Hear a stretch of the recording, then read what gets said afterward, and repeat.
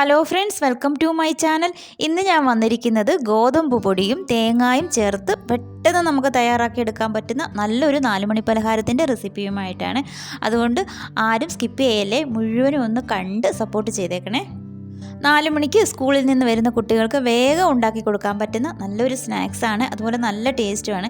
പിന്നെ ഇത് ഗോതമ്പ് പൊടി കൊണ്ടായതുകൊണ്ട് എല്ലാവരുടെയും വീട്ടിൽ കാണുമായിരിക്കുമല്ലോ ഈ ഗോതമ്പ് പൊടി. അപ്പോൾ നല്ലൊരു സ്നാക്സിൻ്റെ റെസിപ്പി നിങ്ങൾ ആരും വെറുതെ സ്കിപ്പ് ചെയ്ത് കളയല്ലേ, മുഴുവനും ഒന്ന് കാണണേ. പിന്നെ വീഡിയോ കണ്ടുകൊണ്ടിരിക്കുന്ന സമയത്ത് നിങ്ങൾക്ക് ഇഷ്ടമായിട്ടുണ്ടെങ്കിൽ ആ ലൈക്ക് ബട്ടൺ ഒന്ന് ക്ലിക്ക് ചെയ്തേക്കണേ. ചാനൽ സബ്സ്ക്രൈബ് ചെയ്തിട്ടില്ലെങ്കിൽ ഒന്ന് സബ്സ്ക്രൈബ് ചെയ്ത് നമ്മളെ ഒന്ന് സപ്പോർട്ട് ചെയ്യുകയും കൂടി വേണേ. 1 കപ്പ് ഗോതമ്പ് പൊടി കൊണ്ട് ഒരു പ്ലേറ്റ് നിറച്ചാണ് നമ്മൾ സ്നാക്സ് തയ്യാറാക്കി വെച്ചിരിക്കുന്നത്. എങ്കിൽ പിന്നെ ഇതെങ്ങനെയാണ് തയ്യാറാക്കിയതെന്ന് പെട്ടെന്ന് തന്നെ നമുക്ക് നോക്കിയാലോ. ഞാനിവിടെ ഈ ഒരു കപ്പിന് 1 കപ്പ് ഗോതമ്പ് പൊടിയാണ് എടുത്തിരിക്കുന്നത്. അതപ്പോൾ ഞാനൊരു ബൗളിലേക്ക് ഇട്ട് കൊടുത്തിട്ടുണ്ട്. ഇനിയും ഇതിലേക്ക് നമുക്ക് ചേർത്ത് കൊടുക്കേണ്ടത് ഈ ഒരു കപ്പിന് 1/2 കപ്പ് തേങ്ങ ചിരകിയതാണ് ചേർത്ത് കൊടുത്തിരിക്കുന്നത്. ഇതിൻ്റെ കൂടെ ഒരല്പം ഉപ്പും കൂടി ചേർത്ത് കൊടുത്തിട്ടുണ്ട്. ഇനി ഇത് കൈകൊണ്ട് തന്നെ നന്നായിട്ടൊന്ന് ഞെരടിയെടുക്കണം. കാര്യം ആ തേങ്ങയും ഉപ്പുമൊക്കെ നല്ലതുപോലെ ഒന്ന് മിക്സ് ആയി കിട്ടണം. അതുപോലെ ആ തേങ്ങയിലെ ആ ഈർപ്പമൊക്കെ ഈ പൊടിയിലേക്ക് നന്നായിട്ട് പിടിക്കുകയും ചെയ്യും. ഇനി നമുക്കിതൊരു മിക്സിയുടെ ജാറിലേക്ക് ഇട്ട് നന്നായിട്ടൊന്ന് പൊടിച്ചെടുക്കാം. ഈ ഒരു സമയത്ത് പഞ്ചസാര ഒരു 2 സ്പൂൺ ചേർത്ത് കൊടുക്കുക, ഒരു മധുരത്തിനായിട്ട്. എൻ്റെ കയ്യിൽ പൊടിച്ച പഞ്ചസാര ഇരിപ്പുണ്ട്, അതുകൊണ്ടാണ് ഞാനിപ്പോൾ പഞ്ചസാര ചേർത്ത് കൊടുക്കാത്തത്. ഇപ്പോൾ ഇത് നന്നായിട്ടൊന്ന് പൊടിച്ചെടുത്തിട്ടുണ്ട്. ഞാനിപ്പോഴാണ് പൊടിച്ച പഞ്ചസാര ചേർത്ത് കൊടുക്കാനായിട്ട് പോകുന്നത്. പൊടിച്ച പഞ്ചസാര ഇല്ലെങ്കിൽ നമ്മൾ ഗോതമ്പ് പൊടി മിക്സിയുടെ ജാറിലിട്ട് കൊടുത്ത ആ ഒരു സമയത്ത് ചേർത്ത് കൊടുത്താലും മതി. അപ്പോൾ 2 സ്പൂൺ പഞ്ചസാരയാണ് ഞാൻ ചേർത്ത് കൊടുത്തിരിക്കുന്നത്. ഇനി ഇത് നന്നായിട്ടൊന്ന് മിക്സ് ചെയ്ത് കൊടുക്കാം. അതിനുശേഷം ഞാനിതിലേക്ക് ചേർത്ത് കൊടുക്കുന്നത് 1 ടേബിൾ സ്പൂൺ അളവിൽ നെയ്യാണ്. നെയ്ക്ക് പകരം എണ്ണ വേണമെങ്കിലും ചേർത്ത് കൊടുക്കാം, പക്ഷേ നെയ്യിൽ തന്നെ ഉണ്ടാക്കുമ്പോഴാണ് ആ ഒരു നല്ലൊരു ടേസ്റ്റ് കിട്ടുന്നത്. അതിനുശേഷം ഇതിലേക്ക് 1 ടീസ്പൂൺ അളവിൽ കറുത്ത എള്ളും 1 ടീസ്പൂൺ അളവിൽ വെളുത്ത എള്ളും കൂടി ചേർത്ത് കൊടുത്തിട്ടുണ്ട്. എന്നിട്ട് നന്നായിട്ടൊന്ന് മിക്സ് ചെയ്തെടുക്കണം.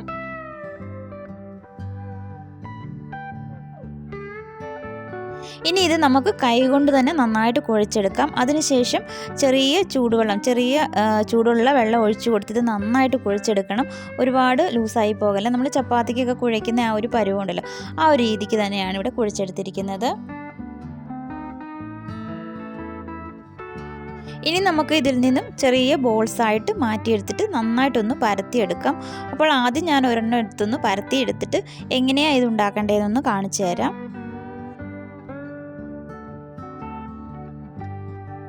നമ്മൾ സാധാരണ ചപ്പാത്തിക്കൊക്കെ പരത്തുന്നത് പോലെ തന്നെ പരത്തിയെടുക്കുക. ഇത് ഒരുപാട് തിന്നാകേണ്ട കാര്യമൊന്നുമില്ല, എന്നാൽ ഒരുപാട് കട്ടിയും ആകല്ലേ. അപ്പോൾ ആ ഒരു രീതിക്ക് വേണം ഇത് പരത്തിയെടുക്കാനായിട്ട്. അപ്പോൾ ആദ്യത്തെ ഒരെണ്ണം ഞാനൊന്ന് പരത്തിയെടുത്തിട്ടുണ്ട് ഇവിടെ.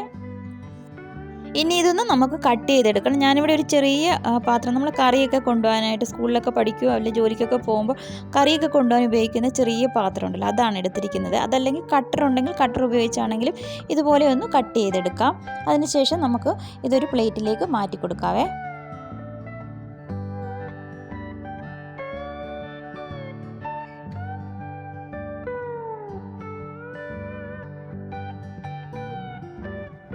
ഇനി ബാക്കിയുള്ളതും ഇതുപോലെയൊന്ന് നമുക്ക് പരത്തിയെടുക്കാം. അപ്പോൾ പരത്തിയെടുക്കുന്നതിന് മുമ്പ് നന്നായിട്ടൊന്ന് ഉരുട്ടിയതിന് ശേഷം കൈ കൊണ്ട് തന്നെ നന്നായിട്ടൊന്ന് അമർത്തിയതിന് ശേഷം വേണം ഒന്ന് പരത്തിയെടുക്കാനായിട്ട്. അപ്പോൾ ആദ്യം ഞാൻ അത് പറയാൻ വിട്ടുപോയിട്ടുണ്ടായിരുന്നു. അപ്പോൾ രണ്ടാമത് കാണിച്ചപ്പോൾ അത് ഞാൻ കൃത്യമായിട്ട് പറഞ്ഞിട്ടുണ്ട്. അപ്പോൾ അത് നോക്കി ചെയ്യണേ. അങ്ങനെ നമ്മളെല്ലാം ഒന്ന് പരത്തി കട്ട് ചെയ്ത് വെച്ചിട്ടുണ്ട്. ഇനി നമുക്ക് പെട്ടെന്ന് തന്നെ എണ്ണ ചൂടാക്കി അതിലിട്ടൊന്ന് ഫ്രൈ ചെയ്തെടുക്കാം. എണ്ണ നന്നായി ചൂടായതിന് ശേഷം സ്റ്റൗവിൻ്റെ ഫ്ലെയിം ഉണ്ടല്ലോ, അത് മീഡിയം ഫ്ലെയിമിലാക്കി ഇട്ട് കൊടുത്തിട്ട് വേണം ഇത് ഫ്രൈ ചെയ്തെടുക്കാനായിട്ട്. നമുക്ക് 1 2 ഒക്കെ ആയിട്ട് ഫ്രൈ ചെയ്തെടുക്കാം. ഞാനിപ്പോൾ ആദ്യം ഒരെണ്ണം ഇട്ട് ഒന്ന് ഫ്രൈ ചെയ്ത് കാണിക്കുന്നതേ ഉള്ളൂ. 2 3 എണ്ണം ഇതുപോലെ ഒന്നിച്ചിട്ട് നമുക്കൊന്ന് ഫ്രൈ ചെയ്തെടുക്കാൻ പറ്റും. നമ്മളിത് എണ്ണയിലേക്ക് ഇട്ട് കൊടുക്കുന്ന സമയത്ത് ഒന്നെങ്കിൽ ഇതിൻ്റെ മുകളിലേക്ക് ചെറുതായിട്ട് ഒന്ന് പ്രസ് ചെയ്ത് കൊടുക്കുക. അതല്ലെങ്കിൽ നല്ല ചൂടായി നിൽക്കുന്ന എണ്ണയില്ലേ, അപ്പോൾ ആ തവി ഉപയോഗിച്ച് ഇതിൻ്റെ മുകളിലേക്ക് അല്പം എണ്ണ ഇങ്ങനെ തെറിപ്പിച്ച് കൊടുത്താൽ മതി. അപ്പോൾ അത് നല്ലതുപോലെ വീർത്ത് വരും. അതല്ലെങ്കിൽ ഇത് പെട്ടെന്ന് അങ്ങ് വീർത്ത് വരാതെ നമുക്ക് നന്നായിട്ട് പൊങ്ങി വരുവാണെങ്കിൽ അത് കഴിക്കാനാണെങ്കിലും കാണാനാണെങ്കിലും നല്ലൊരു ഭംഗി കിട്ടത്തുള്ളൂ. അപ്പോൾ അതുപോലെ ചെറുതായിട്ടൊന്ന് എണ്ണ തട്ടിക്കൊടുക്കുക. അതല്ലെങ്കിൽ ഈ തവി ഉപയോഗിച്ച് ചെറുതായിട്ടൊന്ന് അതിൻ്റെ മുകളിൽ ഒന്ന് പ്രസ് ചെയ്ത് കൊടുക്കണം.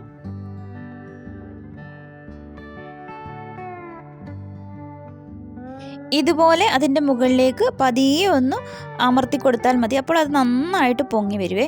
ഇനി നമുക്ക് ഇതുപോലെ തന്നെ എല്ലാം ഒന്ന് ഫ്രൈ ചെയ്തെടുക്കാം.